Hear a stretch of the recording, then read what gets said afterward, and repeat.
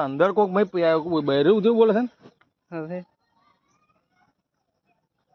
આ ગાડી છે ને પીક હવે અબી આવી એને મેં બહેરો હશે કદાચ પીપ એક જણા ઉપર બેઠો બહેરો પેલા સોજા કે કાઢ ને પણ એને વાગ્યું છે યાર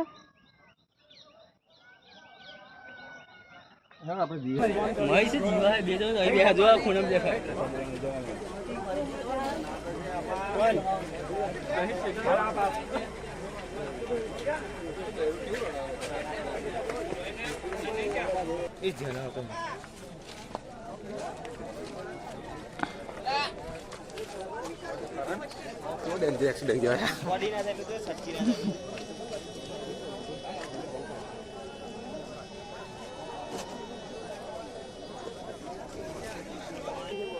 फिर बहरीन तो ऊपर करा था गाड़ी बहरी निकला तो नहीं फंसे गई है गाड़ी में जती रही है होए जो गाड़ी से हो के गाड़ी लाइट देखा काली जो पेलो मरी जो ड्राइवर नहीं बैठो बैठो हेलमेट बजू है जो ने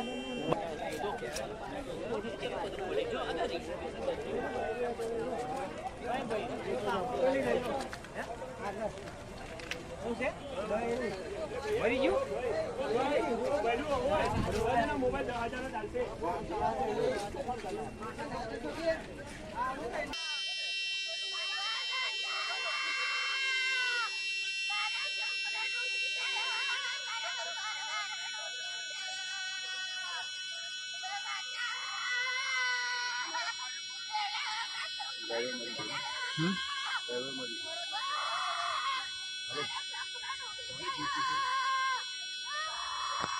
માછી આવે છે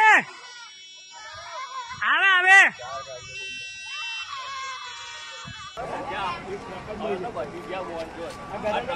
ટ્રકની પાછળ એમાં ગાડ્યો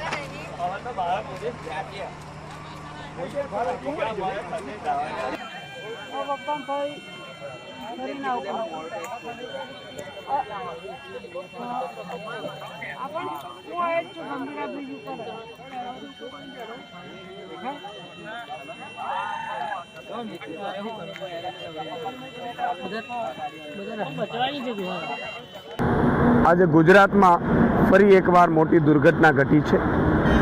આ દુર્ઘટના માનવ સર્જિત દુર્ઘટના છે। સૌરાષ્ટ્રી મધ્ય ગુજરાતના જોડતો બ્રિજ જે પાદરાના મુંજપરા પાસે ગંભીરા બ્રિજ છે એ તૂટી પડ્યો અને 4 વાહનો ટ્રકો અને પિકઅપ વાન સહિત 4 વાહનો નદીમાં ખાબકી પડ્યા।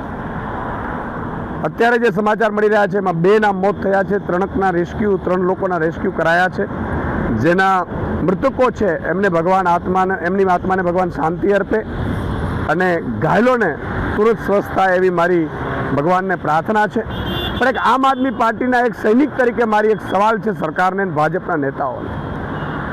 ટેક્સ જનતા ભરે, ટેક્સ જનતા એટલા માટે ભરે કે તમને એને વ્યવસ્થા આપો સુદૃઢ, અને વ્યવસ્થા આપવાને બહાને તમને નાણાં આપે અને એ નાણાં ભ્રષ્ટાચાર કરીને તમે ખાઈ જાઓ અને પાછા મરે પણ જનતા।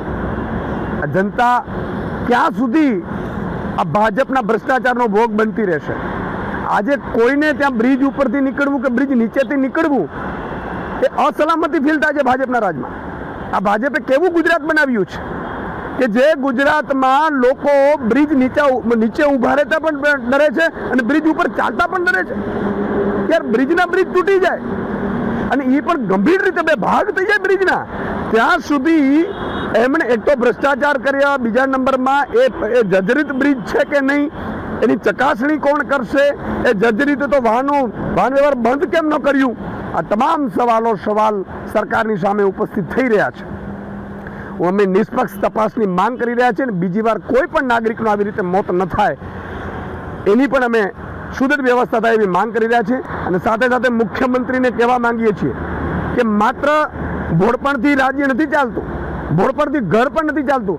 જો તમે આ રાજ્ય ચલાવવાને સક્ષમ ના હો તો તમારે રાજીનામું આપી દેવું જોઈએ।